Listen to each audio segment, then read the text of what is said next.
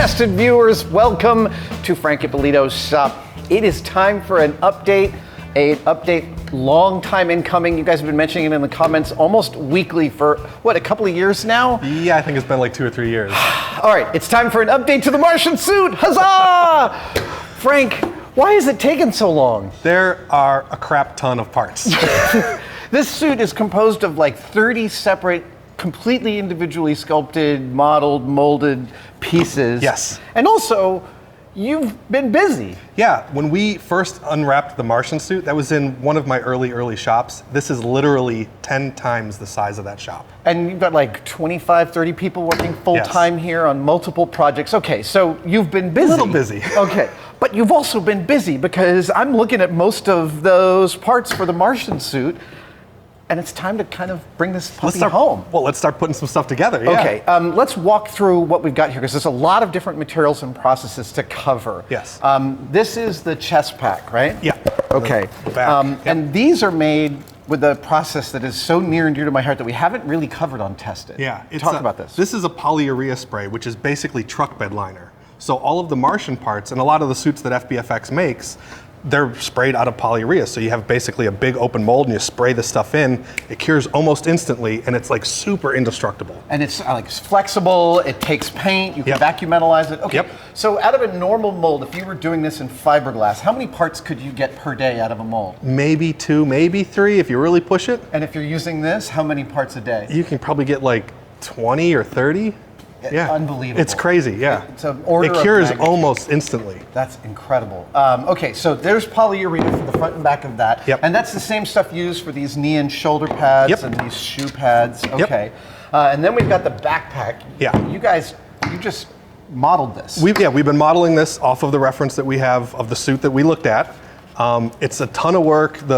The suit that we got from production was a stunt suit, so there was a lot of twisted parts. So we had to try and figure out what those dimensions, what those dimensions were for the parts that didn't quite sit down and all of that stuff. So it's been quite a challenge. And we're almost there. It looks like it's almost ready for molding. Yep, we're getting there. Okay, and then we've got the boots. Yes. And you made a call on the boots that I'm so ecstatic about. We talked about this when we got the suit. Yeah. That it has the NASA logo on the underside, but the NASA logo is correct. If you look at it. If you look at it, which means it leaves a backwards footprint. Yes. You decided to model these backwards. Yes. So when you walk across the Martian sands, it leaves the NASA logo, makes its mark. How did you, this isn't spray urea. No, that is not. What we did is we took the 3D model and we printed the mold. Wow, and then, look at that. Yeah, and then we took that and we laid up urethane inside of it, and so those are urethane castings. That is beautiful. This is similar to the technique I used for the moon boots. Exactly. We didn't cover that. You don't know about the moon boots, but I made some moon boots. And we ran the parts. Rubber, and it was a negative mold like this. This is actually, by the way, how NASA did the molds for its silicone moon boots. It was a big negative plaster mold that they poured in and then pulled the boot out. Huh. So same technique. Neat. The gloves. This is kind of the craziest thing to me because I'm like, I sew, but gloves blow my mind. And you've got, these are perfect. No, gloves are super complicated. And one of my clients here at the shop is a company called Mechanics Wear. And they make I gloves. love their gloves. Yeah, they make excellent gloves. So I called up my buddies in the design room and I was like, hey, what are the chances you could prototype me a set of gloves? Because I have a really good relationship with them. They were like, all right. So I gave them all the reference and they prototyped out some gloves for us. These are incredible. And they've even put in the lines there. Yeah, that's for us to glue all the rest of the pads on the back. And so we have some rubber parts to glue up here. Yep. God, that's fantastic. And some wrist convolutes, as it were. This is one of the benefits of being in Los Angeles, isn't it? Well, it's a benefit of having friends. Yeah, there you go. It's all relationships. Okay, and then we have the helmet. I'm so glad you included the cheese grater attachment. Yeah. You have to have cheese when you're in space. Totally, cheese is vital. What's going on? This is the support material for when you print this. So this helmet was printed on our 3DP, the big giant meter by half meter printer that we have. We could do it all in one shot. But it needs support material for up here at the top. So it doesn't droop and so that it's just, you get a full complete print. It feels like there's more support material than there is helmet. Absolutely, yeah. Same thing with this little vacuform buck for the dome. It's mostly support material. For the internal dome. Correct, yeah, the little orange piece that slides inside. My God, that's is incredible. How long does this take to print? That one was a couple of days. I got to check and find out exactly what, but it was a few days. Like 50 hours or something like 50, that? 70, who knows. I think our longest print on that printer is like 7 days. So. All right, what do you think about the division of labor? What can I do? Well, there's a bunch of parts that need to be machined, and I know how much you love machining aluminum. Yeah. So you could start making those things. Okay. There's little knobs that go on the back of the helmet. There's another piece that goes over here. Okay. And then maybe Norm and I could start working on the helmet parts. Brilliant. And then we can start primering and putting together the cameras that go on the helmet. Oh, yes. Get this vacuum form dome ready. So I think. Oh, right, that needs smoothing. Awesome, let's get to work. Frank, before we dive into this, Yeah. I want to hear about how this was made, because you told Adam this is one print. Yes, this is one print on our giant 3DP. This, with the supports, is 5.6 pounds. Once we take the supports out of it, it's only 1.6 pounds. So it's like 4 pounds of filament just for supports. most of that is this chunk right here. Yeah, and we tried a couple of different ways to optimize it, putting less and more, but to really get this like nice smooth curve, like this is kind of what it ended up having to be. And what's that? This is the buck for the inner dome, Okay. but we're not going to clean the support out of this because we're going to use this as a vacuum form buck. So lots of standing here. Lots of sanding. I mean, you're making big stuff these days. Yeah. Like, when you and I used to visit effects houses, Yeah. they would you just started getting 3D printers, Yeah. and you had them, and now you're in a room with how many printers? We're in up here? to 11 printers in here now. 11 printers, some Yeah. of which incredible volumes, Yes. mix of FDM, resin. All right, so to clean this up, Yeah. we're just taking snips to it. Yeah, just get some pliers, start cracking it all off. Like most of these supports just come off pretty easy. Okay. And that's it. And then we start sanding it.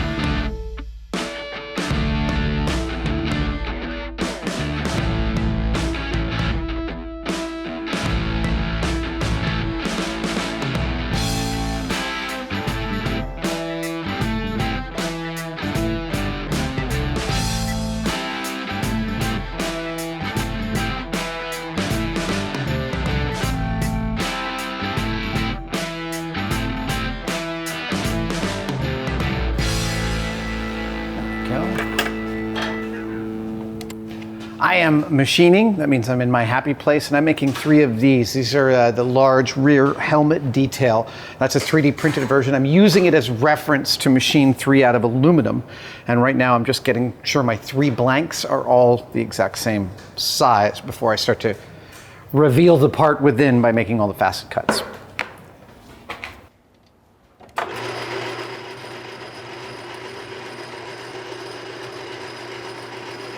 Okay, so I got most of the supports off. Yes. But there are a lot of little boogers here and there, and I want this to be ready for priming. Yes. Right. So what you want to do is you want to knock down all of those little boogers, and we're going to use a rotary tool.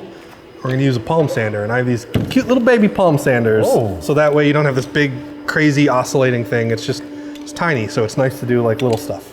And for a print like this, something we didn't talk about is you see the steps really on the top. Yeah. And we want that to be perfectly smooth. Well, we want to get it, see how this one is kind of just knocked down? You want to get yours to this point so that when we do hit it with the primer, we're going to use a catalyzed primer called poly primer. Okay. And it's a polyester resin that's got a lot of filler in it. So it'll fill in a lot of this stuff and it'll bond really good to the prints.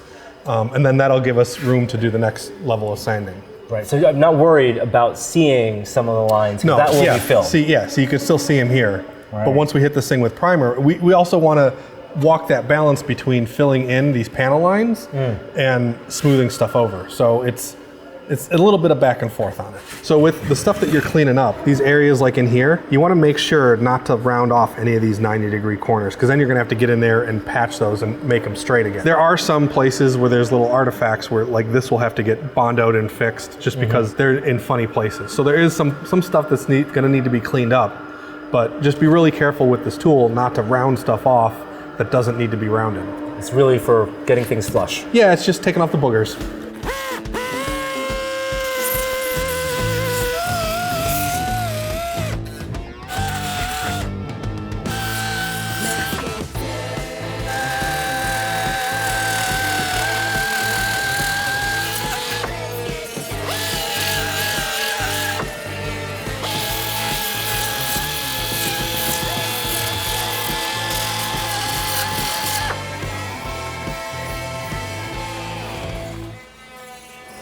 Okay, Frank, I got this sanded to 220. Yeah. Brent, that's good enough? Well, what we want to do is we want to rough up the surface so Nick can hit it with the poly primer. The poly primer has something to grab into. So partially it's to rough up the surface, partially it's to kind of knock down a little bit of the high parts. Yeah. Yes, all the stuff sticking out. Yep. And that's going to apply to these pieces as well. Well, yeah, these are just the raw polyurea parts. We're going to wipe those down and hit that with some primer anyway, in case there's any like little things that need to be fixed, but also to prime the surface for final paint. And that poly primer, you said it works as a filler too, right? Well, it's a catalyzed polyurethane, so it's you could put it on kind of heavy when you want to, and it'll catalyze and then sand real nice. Or you could put it on real light and not disrupt the surface and have a really, really nice primed surface for paint. If someone was doing this at home, they didn't have access to the poly primer, would just spray primer, rattle can primer work similarly? Rattle can primer kind of works the same, but if you were going to do that, I would use XTC from Smooth On. Right. We still use that a lot on this. It's just for this specific application, I'm going to use the poly primer. Got it. It's a lot of surface area. Yeah. There are like little nooks and crannies here. You don't necessarily want to fill up too much thickness. Exactly. Yeah. You want to keep some of those tolerances. Yeah, being able to atomize it and spray it on gives you a lot more control than the XTC, which will settle into some of those spots. It's a real fun process to watch because all the print lines go away. Yeah. It turns into something that almost looks like it's cast or it's machine, and then from there, more work.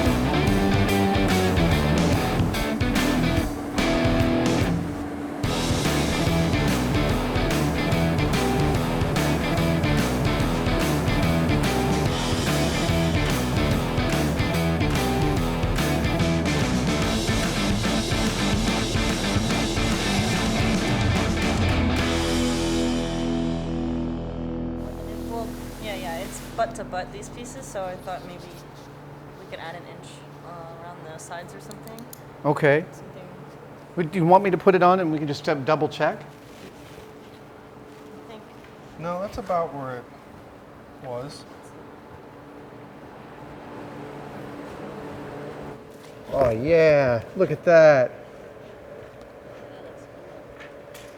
So when I last was holding the costume for you on camera, I was making the pattern out of masking tape, and this is the result of that pattern.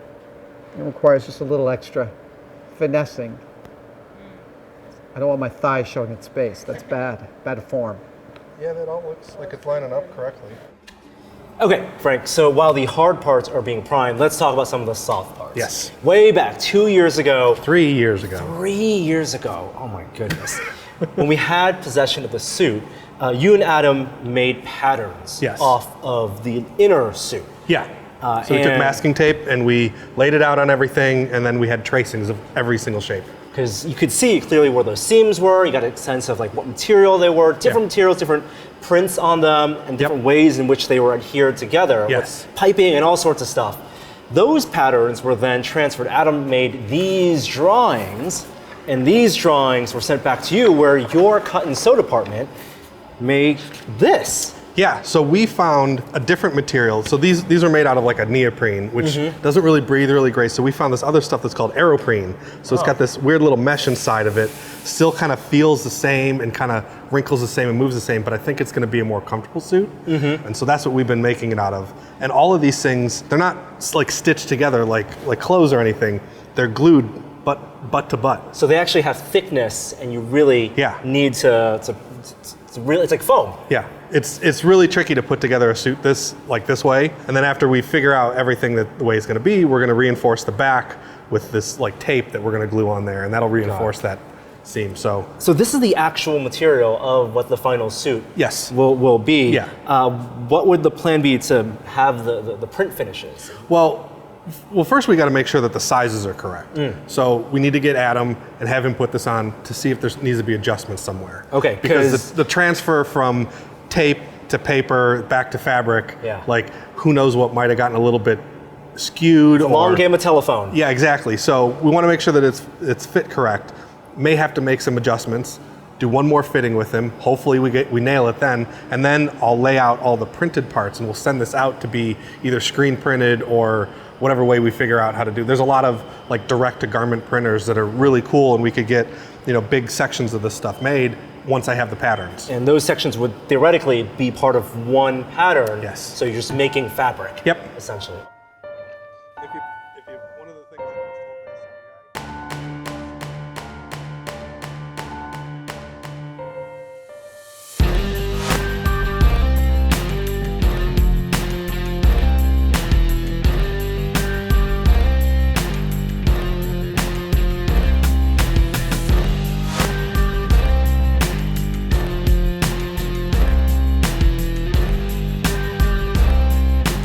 Dude, this is, I mean... Right? Just a little bit of primer and it's like, oh, it's almost real. I'm having trouble breathing. Okay, here we go, watch this. Oh yeah. Oh, that's gonna hide a lot of crime. It's gonna look so rad. Oh man.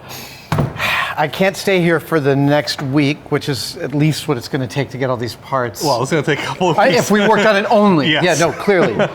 So I'm going to take some of these pieces back to San Francisco. Yes. And you're going to work on some of the pieces here, and we'll just start sending some parts up and down. Awesome. Fabulous. There's a lot of etched brass on this puppy. Yeah. I'm going to start to crawl through that list. A lot of parts. It's fascinating taking apart this suit. Like, since we've been building so many spacesuits, this is like education 101 on how FBFX thought about things. And the detail that they put into that is super educational to me as somebody that's doing it on this side of the pond. Yeah. So I love it. It's like the best thesis that I could do. That's really cool. Is to replicate somebody else's as exact as possible. One thing that I really love about their helmets, and it's true for the Martian, it's true for Prometheus, it's true for Covenant, is that they definitely do what Disney would call plussing.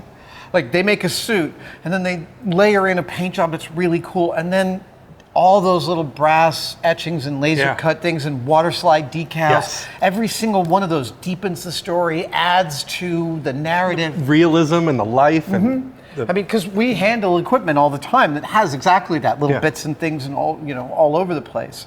I am sorry that it has been so long, but now we're on the path of the righteous. And it'll only be 3 more years until the next No. We'll see you in the next tested one-day build that's 3 years long.